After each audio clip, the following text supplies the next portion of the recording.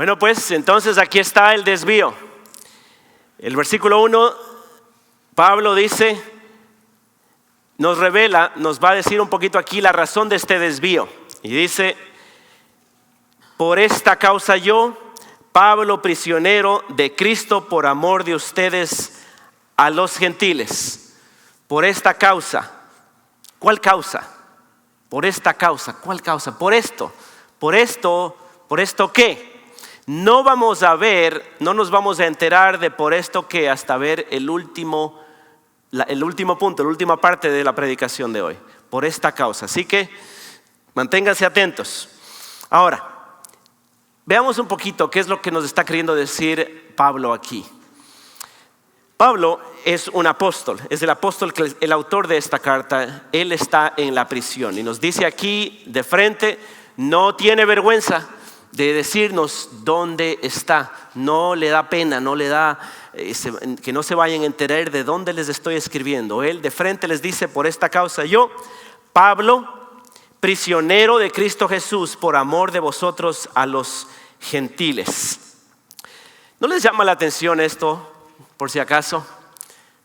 Esta frase, por esta causa yo, Pablo, prisionero ¿de qué?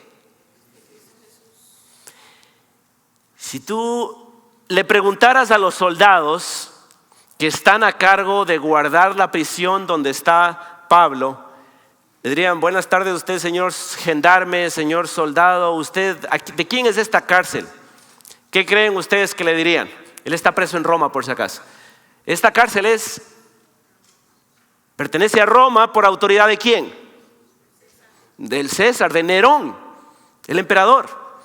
Y de hecho esa cárcel, según lo que dice la tradición y quizá la historia, hasta el día de hoy todavía tú puedes ir a Italia y a Roma, en el Coliseo Romano, cerca del Coliseo Romano, y puedes ir a visitar la cárcel donde estuvo el apóstol Pablo. Estas son cosas históricas.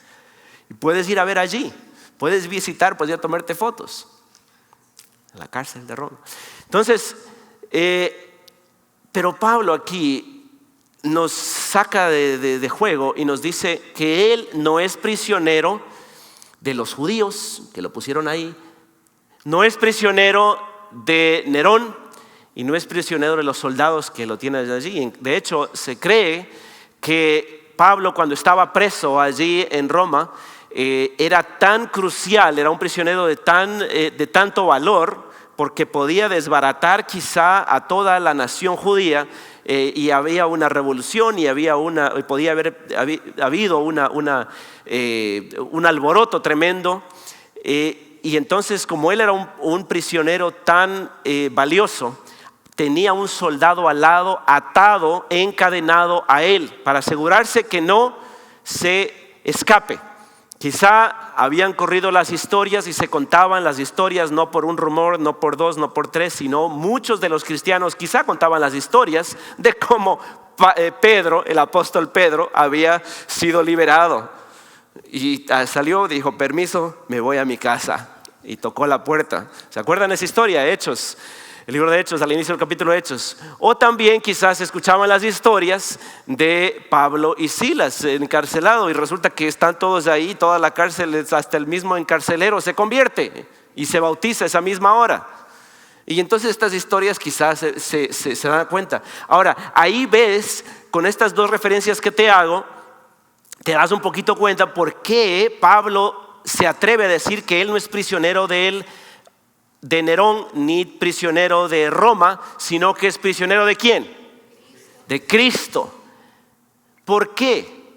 No sabemos. Solamente el cielo, la eternidad nos va a decir y vamos a saber completamente a cabalidad por qué él cayó preso, por qué Dios no le permitió predicar en libertad. Pero él está preso en Roma. Creo yo que por lo menos no tendríamos las cartas que tenemos de Efesios, de Colosenses, de Filipenses, de no ser, y vemos a este Pablo que está preso, gozoso, regocijaos en el Señor, les digo regocijaos, y él está atado a un soldado, encadenado a un soldado. Regocíjense, alégrense, ¿por qué están tristes si tienen esperanza en Cristo?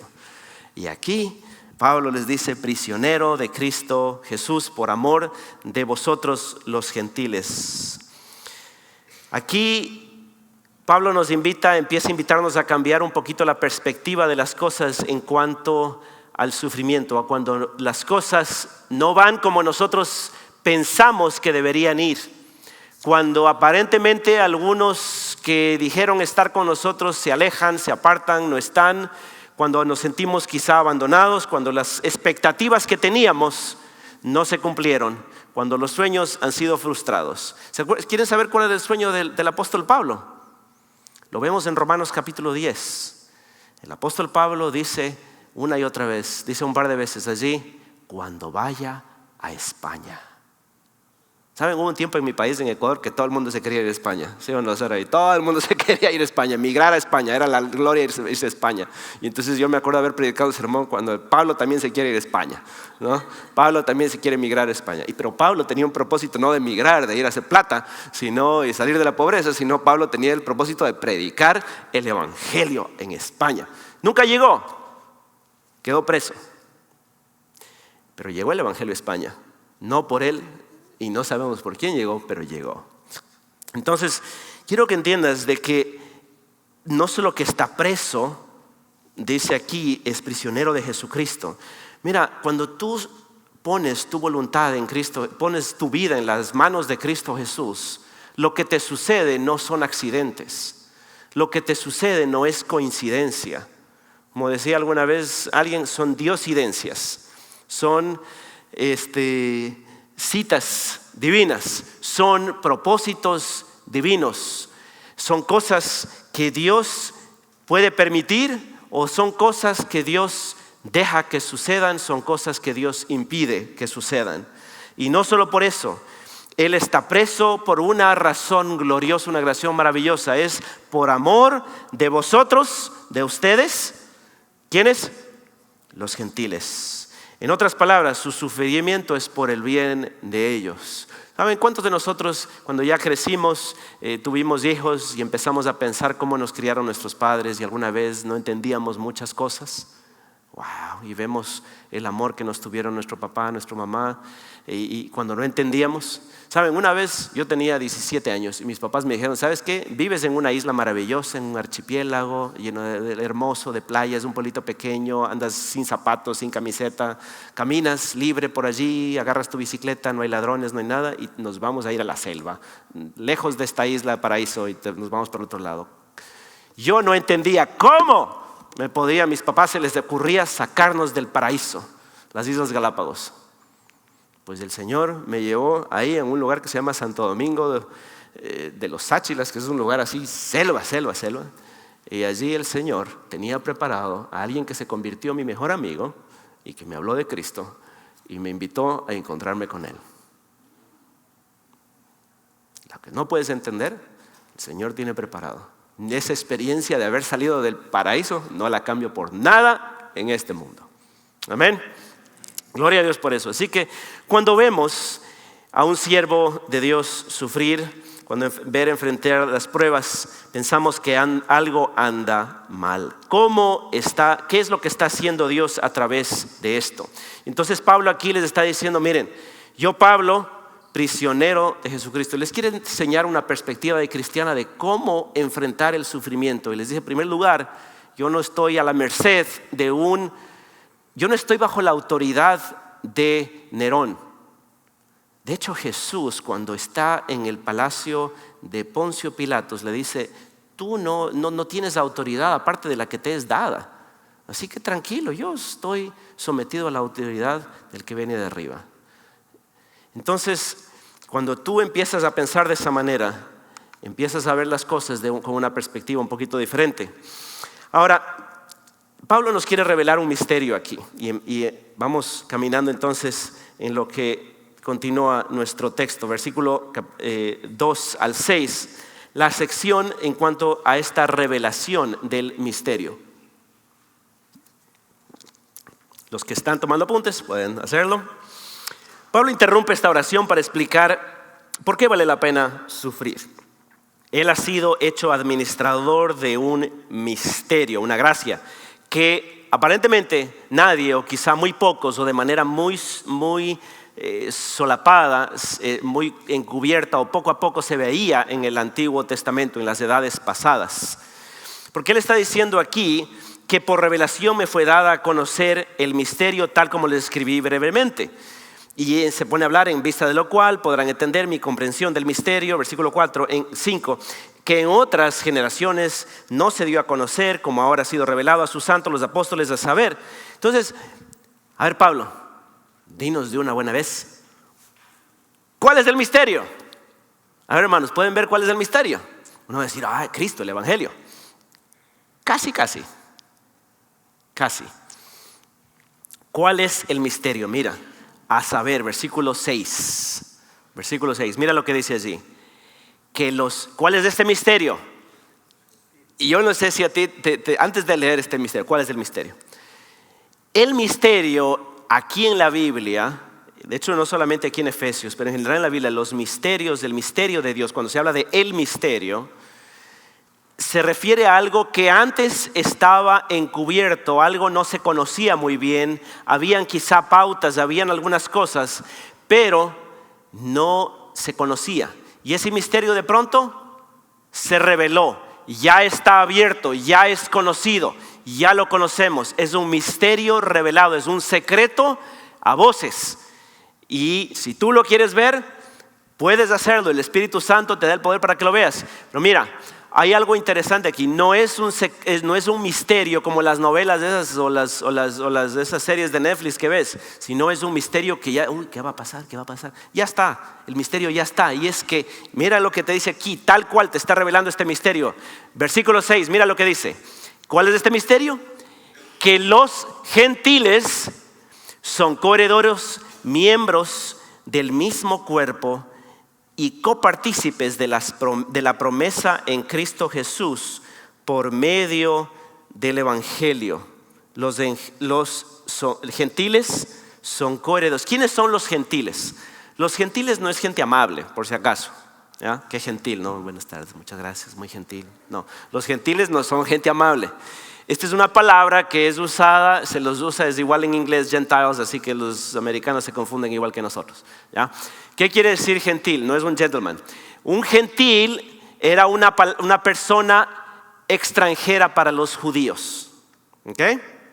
Era una persona extranjera, era alguien no judío, ese era un gentil. Un gentil era una persona no judía, es decir, que no adoraba al Dios del cielo y de la tierra, no al Dios creador.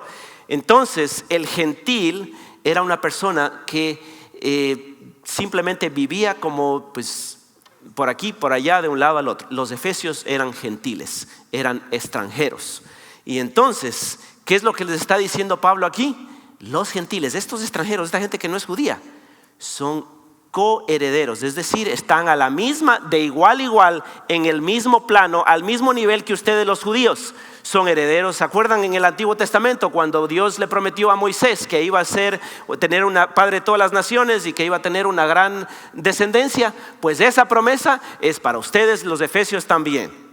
Y se acuerdan cuando les decían de la promesa de que iba a venir alguien de que aplastaría la serpiente, de que iba a venir un siervo sufriente en Isaías 53 y tantas promesas en el Antiguo Testamento. ¿Se acuerdan de todas esas promesas? Esas promesas gentiles son para ustedes también.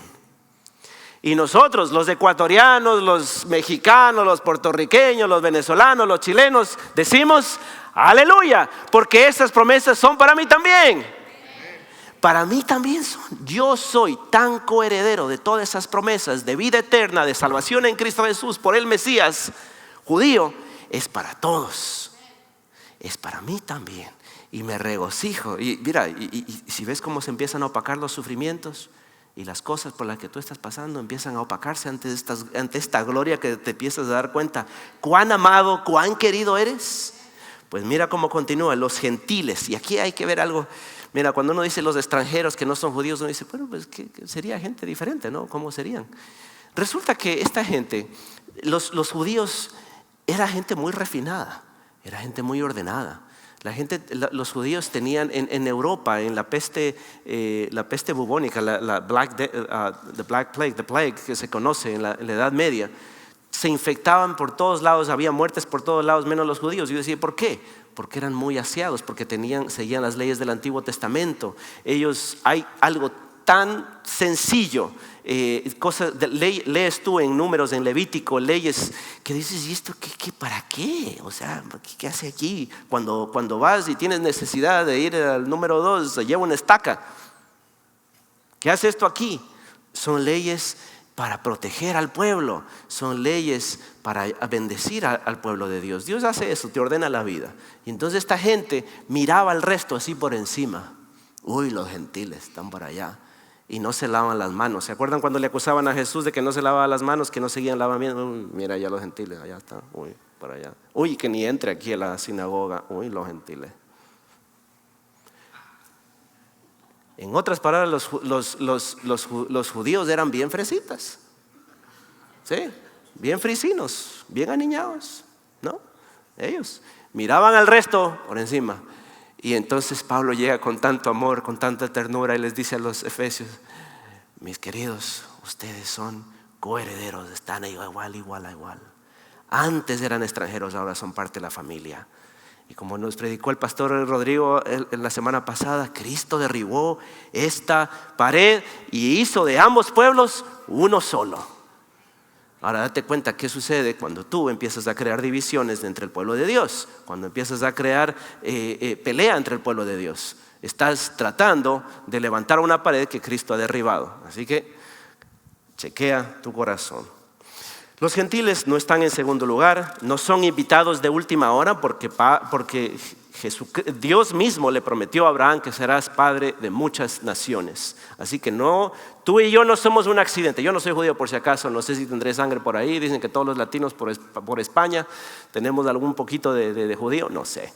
Pero pues yo no me creo ahí, pero doy gracias a Dios de que en el plan de Dios, en el corazón de Dios, con mucha antelación, Dios estaba preparando, así como cuando los padres preparan una cunita y le arreglan el nido, ¿no?, para el bebé que viene. Así mismo Dios, con mucha antelación, tenía preparado un lugar especial para nosotros, los gentiles. Ahora, ¿quién anuncia este ministerio? ¿Quién es el que anuncia? Mira la humildad de Pablo. A mí, versículo 8, a mí que soy menos que el más pequeño de todos los santos, me fue dada esta gracia. Pablo aquí ni siquiera se atreve a decir yo que soy el más pequeño de los apóstoles, de los líderes, yo soy el más chiquito, ¿no? No, él dice yo soy el más pequeño de los santos. Y los santos somos todos nosotros, porque somos santificados, somos apartados, un pueblo especial para Dios. Y entonces Pablo aquí, mira lo que hace el Evangelio. El Evangelio te da un sentido de valor, te da un sentido de dignidad, pero que es una fortaleza interna donde no andas pavoneando así como pavo real, miren aquí yo, sino que te da una fortaleza interna donde dices yo, Pablo, el más pequeño, Dios me ha dado esta gracia maravillosa de comunicar las buenas nuevas. He sido yo el recipiente de esta cosa y Dios me dio a mí, el más chiquito. ¿Y por qué dice él eso? Porque Pablo era literalmente el que se hacía viajes, se iba de tour, se iba de viaje a meter preso a los cristianos. Era el enemigo número uno, la amenaza más peligrosa de todos los cristianos. Era el más acechante de todos. Y él, Señor, se le aparece un día, lo tira de un caballo y le dice, hermano, ¿por qué me persigues? Mira otra frase de aquí para que entiendas el dolor. Jesús mismo se identifica con el dolor de su pueblo. Saulo, ¿por qué me persigues? A mí. Saulo podría haber dicho, pero yo no te estoy persiguiendo a ti, sino a esta secta judía que está saliendo aquí. Jesucristo se identifica específicamente con aquellos que están siendo perseguidos. Si tú el día de hoy te sientes perseguido por la vecina, por alguien, por alguno, te sientes incómodo, tranquilo, Jesús entiende perfectamente. Él está identificado con tu dolor, conoce, y tú No eres un afectado de los amigos, de los que te hicieron daño, el que te hizo esto, el que te tiró un conjuro, una cosa. Los efesios vivían, yo quiero que entiendas esto. Los efesios no era gente gringa, no era gente latina tampoco, ¿no? Era gente que vivía con la superstición el día a día. No pongas esto aquí porque te va a causar mal de ojo. No pongas esto de acá porque te va a traer mala suerte. No pongas las tijeras. Ayer escuché una amiga de ascendencia italiana, me decía que ella en la familia no se pasan las tijeras o un cuchillo porque puede cortar las relaciones y va a causar conflicto entre las familias. Entonces ahí te dejo, pásame el cuchillo para picar la cebolla. No, ahí te dejo. No pase debajo de la escalera, no vea el gato negro, no que no sé qué. Hermano, nos reímos, pero en nuestros pueblos hasta el día de hoy todavía estamos que los santeros, que los paleros, que lo de esto, que el otro, que no sé qué. Ay, pero nuestra cultura. Tú, si crees en Cristo, deja eso de lado y deja de tener miedo por esas cosas y pon tu fe en el poder de Dios. Entonces mira, ahora, el propósito. ¿Cuál es este propósito? Tiene dos propósitos. En primer lugar, dar gloria a Dios. ¿De qué manera da gloria a Dios? Por este propósito, por medio de la iglesia, versículos 10 y 11. Por medio de la iglesia, la multiforme sabiduría de Dios se ha dado a conocer a los principados y potestades en los lugares celestiales. Los ángeles, mira, primera de Pedro nos habla también que los ángeles quieren conocer y quisieran alegrarse como nosotros, mira qué espectacular la obra de Dios, están ansiosos de ver cómo Dios está haciendo una obra maravillosa y tiene el poder para regenerar un corazón que está opuesto, que persigue, que está en contra, en guerra con Dios, que dice yo no quiero, ya no, si me van a quitar mis fiestas, yo no quiero a este Dios. Y Dios dice, no, vente para acá. Te voy a jalar aquí y vas a ser quizá el más fiel de todos los creyentes. Y tú vas a predicar y vas a predicar en todo tu complejo apartamento y vas a traer gente a la iglesia. Ese vas a ser tú. Y a todos tus panas, todos tus compadres los vas a traer acá a la congregación. Entonces mira, esto los ángeles se quedan pensando y dicen, qué increíble que es el amor de Dios, la gracia de Dios. Segundo es el propósito humano. En Él y por la fe en Él podemos acercarnos a Dios con libertad y con confianza. Porque la salvación, aunque llegamos a pertenecer parte de un pueblo, parte de una comunidad de fe, la salvación es personal. Tú tienes que decidir. Tú quieres esa libertad, tú quieres ese acceso, tú quieres esa liberación de la culpa. Debes poner tu confianza en Cristo Jesús y debes decir, esa cruz, esa vida perfecta es la vida que yo debía haber vivido. Esa vida tan maravillosa, tan hermosa que vivió haciendo el bien por todo lado, sanando a los enfermos, mostrando compasión con los que habían errado, mostrando amor por aquellos que nadie más amaba. Esa vida perfecta y esa muerte inocente es la muerte que yo debía, porque yo soy pecador, porque yo veo que mi corazón no lo quiere a Él, no lo desea.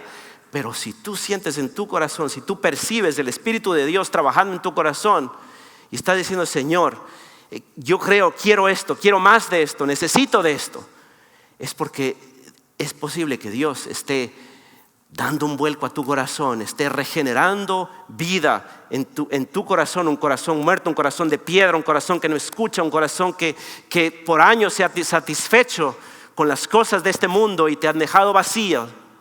Y ahora el Señor te quiere dar vida y darte un deleite, quiere bendecirte, quiere darte vida nueva y quiere crear un propósito y quiere darte fortaleza para atravesar el sufrimiento. Y ahora vamos a ver el poder y la gloria de este misterio de que somos coherederos. Mira, ruego por lo tanto, versículo 13, que no se desmaye. Ahora que ya terminó de decirnos todo este misterio, todas estas cosas, todo que somos los gentiles que hemos sido traídos. ¿Se acuerdan el primer versículo? Por esta causa. Ahora, ¿cuál causa? Les voy a hablar de esto. Yo prisionero, ahí viene. Aquí está nuestra idea central. Toda esta explicación llega al clímax en el versículo 13. Ruego, por tanto, que no desmayen a causa de mis tribulaciones, porque son su gloria. Cuando tú piensas en todas estas cosas, cuando tú reflexionas, meditas, calculas, consideras y dejas que esto enternezca tu corazón y dejas que esto te llegue en tu corazón y se asiente allí, esto te da una fortaleza para atravesar el dolor, para atravesar las tribulaciones, para atravesar el sufrimiento que este mundo jamás te podría dar y este mundo jamás te lo va a quitar.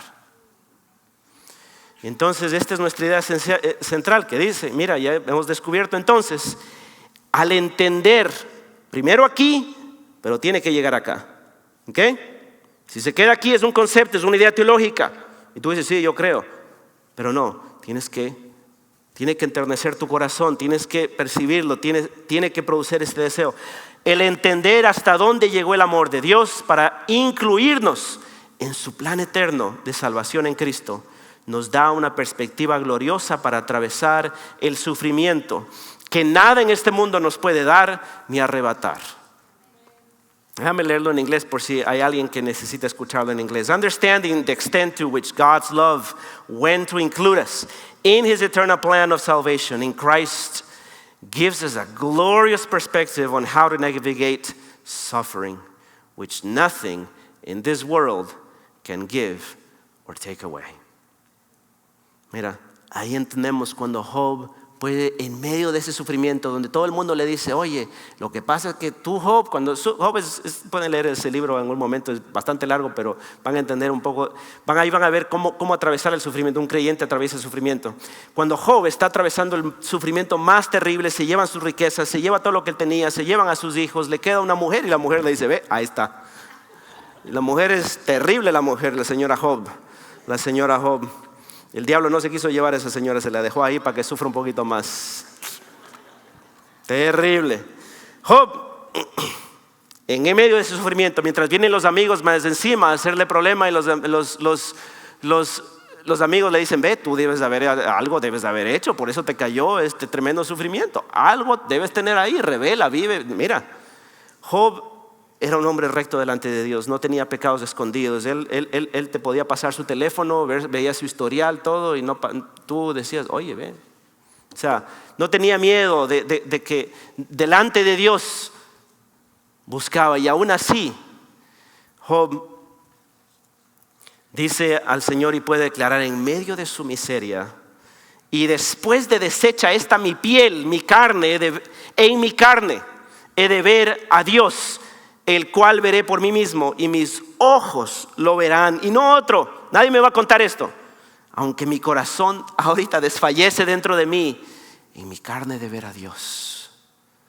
Mira, cuando tú piensas en la gloria, cuando piensas que hay algo más allá, cuando tú piensas que sabes que aquí no se acaba todo, de que Dios no solamente vino a ayudarte aquí en tus pequeños problemas, porque son pequeños, en consideración a la gloria que ha de venir. Cuando tú consideras eso y te das cuenta que Cristo no solamente vino a ayudarte con las luchas de hoy, sino que Dios vino a darte vida eterna. Es decir, hay un cielo nuevo y una tierra nueva, hay gloria después de esto. Este cuerpo que se deteriora, el interior se renueva cada día, nos dice Pablo. Y esperamos aquella venida que algún día, que pronto, la Biblia nos dice que pronto, un poquito más, y el que ha de venir, vendrá. Y entonces tú, cuando vives con esa perspectiva, el miedo, el que te persigue, los conflictos, las murmuraciones, el sufrimiento, el diagnóstico que no te esperabas, se minimiza, puedes navegar. Y sabes, el mundo en el tiempo de Jesús, ellos no tenían herramientas, no tenían recursos, no sabían cómo lidiar con el sufrimiento, no tenían idea, no sabían cómo enfrentar el sufrimiento. Al igual que nuestra cultura el día de hoy, ¿cómo enfrenta el sufrimiento una persona que dice: mi propósito aquí en la vida es ser feliz y ser libre y hacer lo que a mí se me plazca? Todo eso está bien, pero el problema es que cuando viene el sufrimiento, destruye todo eso. La cultura moderna dice que el sentido de la vida es ser libre para buscar lo que te hace feliz. ¿Se ha escuchado? Sigue, vive, YOLO. En mi país se dice chulla vida. Una sola vida tienes, dale, tú puedes, disfruta, busca aventura. Pero la cultura moderna dice que el sentido de la vida, el propósito de la vida es ser libre para buscar lo que te hace feliz. Pero cuando viene el sufrimiento y no puedes hacer nada, destruye toda esa libertad. El sufrimiento para alguien, una persona secular, es injusto, sin sentido, una interrupción absurda, pero no tiene sentido, no tiene propósito redentor. ¿Para qué estoy sufriendo? No sé. Destruye mi identidad. ¿Qué pasa cuando el sentido de la vida es el éxito, la belleza, la salud y todo eso? Este mundo se lo puede llevar. Puedes caer en un accidente y estás desfigurado. Tus negocios te van mal y terminas dependiente de otros. El sufrimiento destruye esa identidad. Algo que puede evitarse, y entonces tratas de negar, tratas de hacer lo que el hombre secular, la persona de hoy en día, trata de evitar el sufrimiento, pero tarde o temprano le llega y no sabe qué hacer. Y grita al universo, grita al cielo y no puede decir nada. No tiene. Hay desesperación, hay evasión, hay distracciones. Trato de evitar mi depresión mirando, pasando, ya me salen callos en mi pulgar, tratando de escapar el infierno que tengo adentro. Ahora tú dices, ¿cuál es la respuesta? Pues me voy para la iglesia entonces. Me voy a buscar la vida religiosa. Eso es lo que me pasa. Voy a buscar lo que hacía mi abuelita, lo que hacía mi tío, mi tía. Me voy para la iglesia y ahora sí voy a reformar mi vida. Voy a obedecer, voy a buscar la vida religiosa. Entonces te vas allí. Voy a ser una persona correcta. Yo tengo disciplina, voy a buscar hacer las cosas bien. Y entonces, cuando tú buscas y basas tu vida en ese moralismo, en esas cosas correctas, en ser una vida correcta, en solamente buscar el moralismo y decir, ¿sabes qué? Ahora entendí la teología correcta, entendí las creencias. No es como me predicaban antes, ahora entendí. Cuando tú solamente te enfocas en tener las creencias correctas, en creer lo correcto y en portarte bien, cuando solamente ese es tu objetivo y ese es el sentido de tu vida y que nadie te cuestione todo, cuando sufres, regresas a ver a Dios y dices, ¿y yo, Señor, por qué estoy sufriendo? ¿Por qué me haces esto, Señor? Si yo soy tu siervo, y mira, yo estuve obediente, fui todos los domingos, yo fui a las clases, yo estuve allí, yo me bauticé, yo fui primero. Y yo creo, yo no soy como los otros que andan por allá dando vueltas y en una doctrina por allá y son llevados por todo viento de doctrina. Yo soy firme en mis creencias. ¿Por qué estoy sufriendo? ¿Por qué? No tienes herramientas para el sufrimiento en el legalismo. Las simples obras te despojan y te derrotan y te aplastan. Y no entiendes, pataleas y tu fe es frágil. El sufrimiento desarma tu visión de Dios. No puedes explicarlos por qué las cosas malas le pasan a la gente buena. Y piensas, porque en realidad tu relación con Dios, la relación de la persona moralista, religiosa, ortodoxa, está diciendo, mira, Señor, hagamos un trato, hagamos un contrato. Yo me porto bien, tú me bendices. ¿Listo? Listo. Mira, esa es la relación que tú tienes con tu perrito, si te das cuenta. El perrito te dice, sí, ¿ya? Y tú le das un treat, ¿no es cierto? El perrito hizo lo que tú le dijiste. Tú le dices la manito, el perrito te da la manito y tú le das. Y tú crees que un Dios que te ama, si tú no haces eso con tus hijos, ¿cómo crees tú que Dios va a hacer eso contigo? Él es tu Padre Celestial, te ama con amor inalterable, te ama hasta lo sumo, dio su vida por ti. Él es tu Padre, Él es Abba Padre, Él es papito, Él es papá. Entonces, no, esa no es la relación que tú quieres, no es la relación de la Biblia. No, la vida es injusta y si tú entonces no puedes. Y vas por allá, Dios me está castigando, yo no hice lo que debía, no me porté bien, me perdí el culto de que iban a hacer ese especial y entonces por eso es que me pasó algo malo. Y mira, y esto les pasa a los que son muy educados, muy cabezones, les pasa esto, y esto es más fuerte. Ellos no se guardan todo este sufrimiento aquí. ¿Cómo está, hermano? Todo bien, todo bien, todo bien. Bien, hermano, no, yo no me dejo derribar por esa cosa, no pasa nada. Tranquilo, hermano, yo soy Yo hace tiempo yo creí al Señor y yo ya tengo mi fe muy firme. Muy serio, por dentro está el corazón que conteniendo las lágrimas, es un estoico, el estoicismo. Y los efesios, los greco-romanos estaban enseñados a lidiar con el sufrimiento de esa manera. Los efesios sabían luchar. Y vienen aquí un apóstol de Jesucristo y les dice: mis hermanos, estoy prisionero por Cristo. ¿Qué les parece? Estoy preso, pero eso no tiene, miren las cartas. Esto va a ser Sagrada Escritura algún día. Recibo un mensaje de Dios. Miren, los propósitos de Dios no se detienen de esa manera.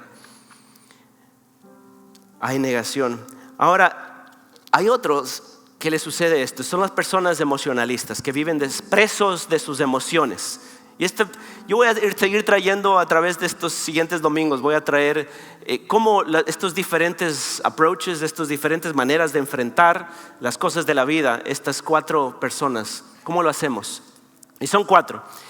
Y este señor le podemos decir el Mr. Éxtasis. Este señor es emocional, vive, ¿no? Le gusta la alegría, le gusta la pachanga, le gusta pasarla bien, pero al rato le va mal. Y entonces viene a la iglesia a tratar de emocionarse, a tratar de alabar al Señor, de estar allí. Y de pronto algo le va mal. Y entonces dice: ¿qué pasó? Es un ataque espiritual. El sufrimiento, un ataque espiritual. Es que el diablo, es que está enviando sus demonios. Es que no sé qué.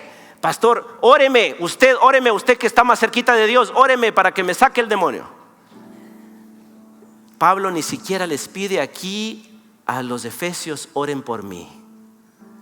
Pablo, prisionero de Jesucristo, por voluntad de Jesucristo estoy en estas cadenas. Pero el evangelio no se detiene, mi gozo no me lo ha robado Nerón. Yo sigo aquí, mi esperanza sigue, el evangelio avanza, mi gozo avanza y yo estoy tranquilo. Pueden ponerme aquí en una cárcel, pero estoy tranquilo. También llego en busco experiencias religiosas emocionantes y voy a lugares que quizá trato de reprenderme, trato de reprender y no quiero ni tocar, y es una especie de superstición, ¿no es cierto? Como que no me acerco con el hermano porque ese hermano tiene como un espíritu raro, y no me acerco acá con la hermanita porque ella tiene una mirada rara, y el tal pastor me gusta como predica, pero el otro no me gusta porque el otro se emociona más y el otro se emociona menos, entonces a mí no sé qué, y empiezas buscando experiencias para buscar un hit. Te quieres un doping, pero el evangelio no es eso. En cambio, mira lo que hace y esto es quizá uno de los más crueles, porque cuando sufres de esta manera te culpas demasiado y empiezas a ver el sufrimiento. Mira, aquí el hermano no tiene suficiente fe, le faltó fe, por eso le fue mal, ¿sabes? Pero mira, el creyente que es centrado en el evangelio, el que se centra en Jesucristo, el que se centra en que Cristo tiene su futuro, que está asegurado, ese cristiano, ese creyente que se centra en el evangelio, en la persona, obra de Jesucristo, en la obra determinada de Jesucristo. Y Pablo nos dice esto muy claramente. Mira, Pablo nos dice esto muy claramente porque en el versículo 11 dice, nos habla varias veces, en los versículos anteriores nos habla de que él ha tenido varias, le ha sido dado por gracia, y finalmente nos dice que este propósito eterno que llevó a cabo en Jesucristo nuestro Señor, lo llevó a cabo, lo completó una vez, es la obra terminada de Cristo. Llegaste tarde para contribuir a tu salvación, ya la hizo Jesucristo hace 2000 años. Cuando tú enfocas así, entonces el sufrimiento no es un castigo, es un refinamiento. Dios está con un propósito para perfeccionar tu corazón, para acercarte más a Dios, para tener una comunión con Cristo, para que tú te acerques más a Él. Te está jalando, Dios está derribando tus ídolos. Aquella cosa que tú ponías toda tu esperanza, que era la fuente de tu alegría, de pronto Dios la quita. ¿Y qué sucede? Te quedas sin esto y dices: oh no, ¿y ahora qué voy a hacer? Y sufres, te desmoronas, pero te das cuenta que Cristo es mejor que ese ídolo. Queridos hermanos, medita en estas cosas. Que Dios te dé la misericordia de poder enfrentar el sufrimiento como lo enfrentan los verdaderos cristianos, centrados en el evangelio, en Cristo Jesús. Si tú eres un no creyente el día de hoy, estás pensando, ¿y cómo hago para acceder a este evangelio, para ser cristiano, para regenerar mi corazón? Yo quiero esto. Dile al Señor: Señor, yo soy un pecador, yo no tengo esto, estoy desprovisto de estas cosas. Esta cosa es tan maravillosa, pero no sé cómo acceder. Dile: Señor, vengo a ti, no tengo nada, excepto un corazón que no te ha querido, que está contrario a ti. Pongo mi fe completa en ti, en que tú viviste una vida perfecta, moriste una vida que fue pagada por el inocente y resucitaste al tercer día para vida de todos nosotros. Y entonces, Señor Jesús, pongo mi vida en ti. Vamos a orar al Señor. Querido Dios que estás en los cielos, gracias te damos por tu misericordia. Gracias te damos porque en ti tenemos recursos infinitos para enfrentar las cosas más difíciles que cualquier ser humano puede enfrentar. Gracias, Señor, porque tenemos estos ejemplos maravillosos que nos enseñan a cómo acercarnos, cómo enfrentar los enemigos más grandes, las dificultades más fuertes, los dolores, Señor, que nadie nos puede entender. Los entiendes tú. Padre, te quiero pedir misericordia aquí por alguien, que tú reconfortes su corazón, reconfortes su alma, restaure, Señor, traigas consuelo al dolor y que le des una perspectiva eterna de cómo enfrentar estas cosas. Señor, si es que hay alguno creyente, obra vida eterna el día de hoy. Lo pedimos en Cristo Jesús nuestro Señor. Amén.